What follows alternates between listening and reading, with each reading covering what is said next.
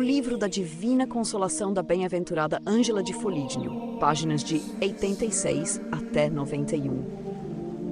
Como a nossa perfeição consiste em conhecer a nossa miséria e a misericórdia de Deus. Nossa perfeição consiste, sem dúvida, em conhecer a Deus e a nós mesmos.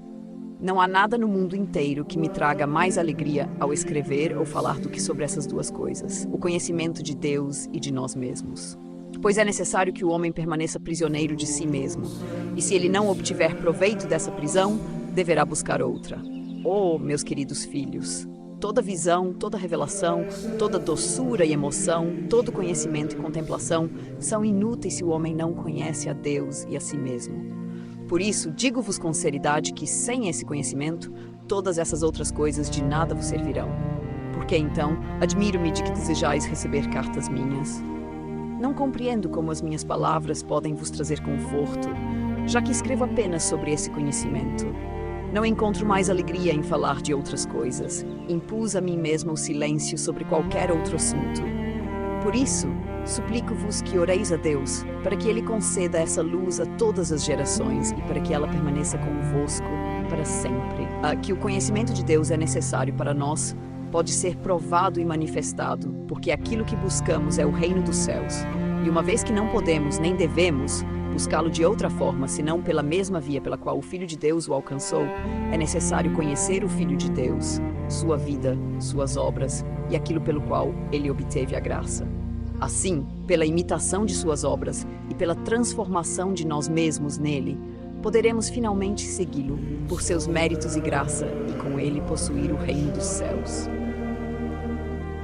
Eu vos digo que antes de todas as coisas é necessário conhecer a Cristo, como ele foi crucificado por nós e sofreu a paixão, mostrando-nos assim o caminho correto da vida.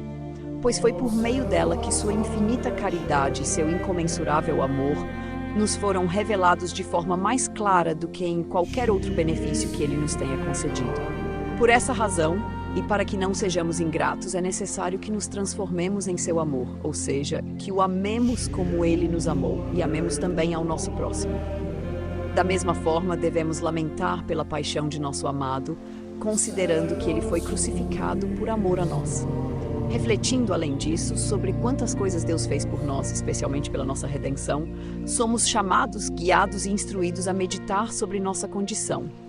Isto é, devemos refletir que nossa condição é nobre, sendo nós tão amados pelo Altíssimo que ele se dispôs a morrer por nossa causa, algo que ele jamais teria feito, se o homem não fosse uma criatura de imensa dignidade e grande valor. Somos ainda convidados ao considerar Cristo crucificado, a trabalhar pela nossa salvação. Pois o próprio Deus, tão exaltado e tão distante e incompreensível para nós, dedicou-se com tamanha diligência à nossa redenção e salvação, que é nosso dever sagrado cuidar de nós mesmos, de nossa salvação, e cumprir a vontade de Deus, demonstrando penitência por nossos pecados. O conhecimento, portanto, nos traz um lucro infinito de muitas maneiras, mas sobretudo porque somos salvos por meio de sua paixão e somos preenchidos com seu grande amor. A necessidade de uma consideração constante de um conhecimento profundo de Cristo crucificado. É necessária uma consideração constante e um conhecimento profundo de Cristo crucificado, pois, à medida que contemplamos, amamos. E quanto mais contemplamos o Filho de Deus, Jesus Cristo crucificado, mais perfeitamente e puramente o amamos, e por amor nos tornamos um com Ele. E à medida que nos tornamos um com Ele pelo amor, também compartilhamos os sofrimentos que a alma vê em Deus, o homem das dores. E assim como amamos conforme vemos e conhecemos, da mesma forma a alma lamenta ao contemplar os sofrimentos de seu amado e sofre com ele em sua dor. Da mesma forma, quanto mais profundamente alguém conhece este homem das dores, mais intensamente o ama e sofre com ele. E através do luto se torna um com aquele que ama. Assim como a alma se une a este dulcíssimo Cristo pelo amor, também se une a ele pelo sofrimento. E tudo isso ocorre por meio de uma visão perfeita e do conhecimento de Deus e de nós mesmos. Em verdade, além disso, quando a alma contempla a infinitude da majestade divina, da qual me abstenho de falar mais profundamente, temendo desonrá-la ao não lhe fazer justiça, e ao mesmo tempo reconhece a vileza e a imensa indignidade dos pecadores, dos quais o Deus mais sublime se dignou ser amigo e parente, e por amor a eles suportou a morte mais vergonhosa, a alma sinceramente se transforma no amor ao Filho de Deus, Jesus Cristo. Quanto mais a alma conhece e considera profundamente no íntimo a pessoa de Jesus, mais ela entra em seu amor. Quando, por outro lado, a alma contempla os pecadores e as criaturas cheias de falhas, percebe que essas falhas são tão numerosas que sua própria compreensão não consegue abarcar sua extensão. Contudo, ao ser iluminada pela luz divina, a alma reconhece que foi ela mesma a única causa de tão grandes e sublimes sofrimentos suportados por Cristo Jesus por amor a ela. Refletindo sobre a infinita bondade divina que se humilhou a tal ponto por uma criatura tão vil, a ponto de assumir a condição humana e sofrer tormentos grandes e incomensuráveis, não apenas uma vez, mas continuamente durante toda a sua vida terrena, a alma compreende que, no fim, aquele que era o Criador do céu e da terra aceitou morrer de uma morte vergonhosa. Ao perceber e compreender tal mistério, a alma se sente profundamente tomada pelo sofrimento. E quanto mais claramente ela o percebe, e quanto mais profundamente ela o considera, maior é sua dor e seu arrependimento. A alma se comove ainda mais profundamente quando percebe como, por causa de seus pecados, o homem miserável é privado de todos os bens e benefícios, merecendo o sofrimento eterno. Ele é desprezado e escarnecido por aquela sublime divindade, pelos anjos, pelos demônios e por todas as criaturas. E, para levantar o homem de tão grande pobreza e adversidade, o Deus Altíssimo, Jesus Cristo, tão rico em todas as coisas, fez-se pobre por nossa causa. Ele, o mais beatífico e pleno de alegria, tornou-se o mais miserável, para que, através de seu sofrimento infinito, pudesse redimir o homem e salvá-lo de uma dor eterna e inefável. A alma percebe ainda como o Deus da glória, digno acima de todas as coisas de ser louvado, fez-se obediente e humilde, disposto a ser desprezado, zombado e injuriado, considerado como se não tivesse valor algum. E tudo isso ele fez para que o homem tão desprezado pudesse tornar-se glorioso e digno de honra. Quanto mais profundamente a alma reflete sobre essas coisas e as compreende, mais ela se inclina a ele e compartilha de seu sofrimento.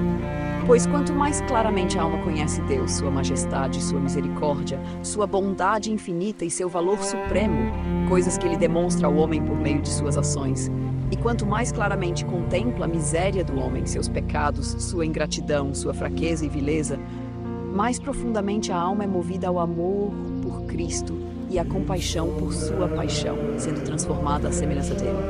E é nessa transformação que se encontra toda a perfeição do homem.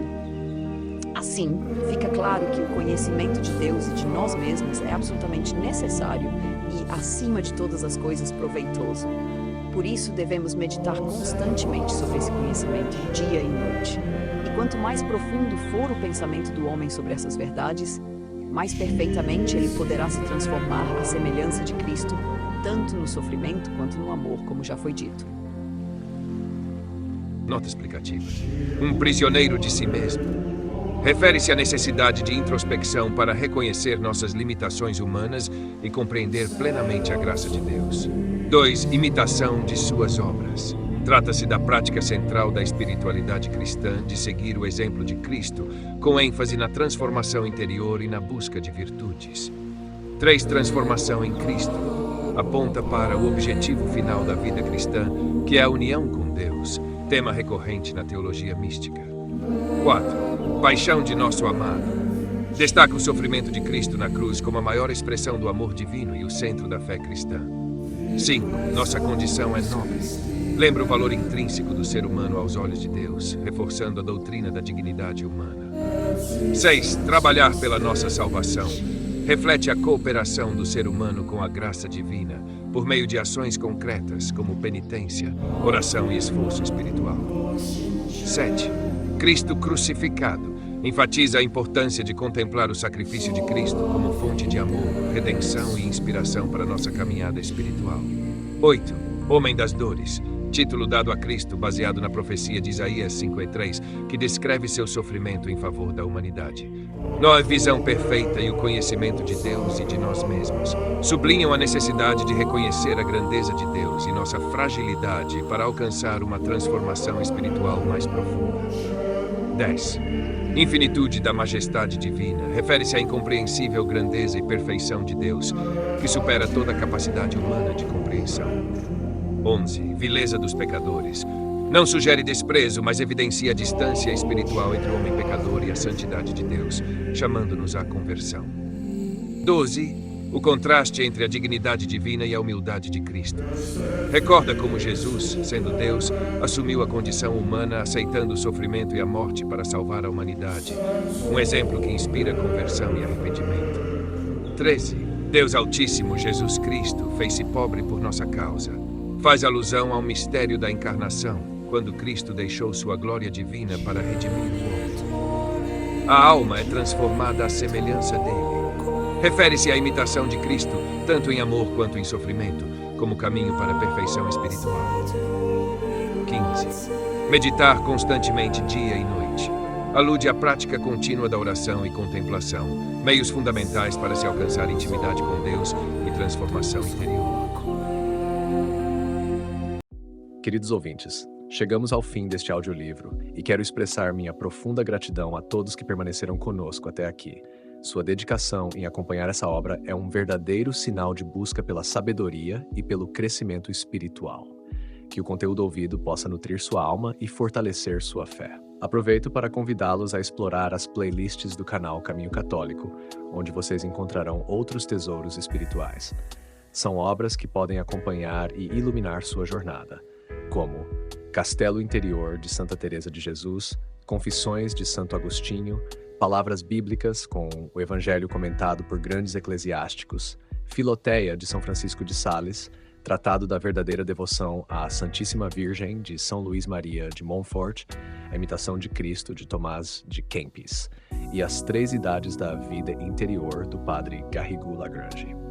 Cada uma dessas obras oferece um caminho profundo de reflexão e conversão, e espero que possam encontrar nelas a mesma riqueza espiritual que proporcionaram a tantas gerações. Nosso canal está sempre aberto para quem deseja aprender e crescer na fé. Continue nos acompanhando e compartilhando essa jornada espiritual.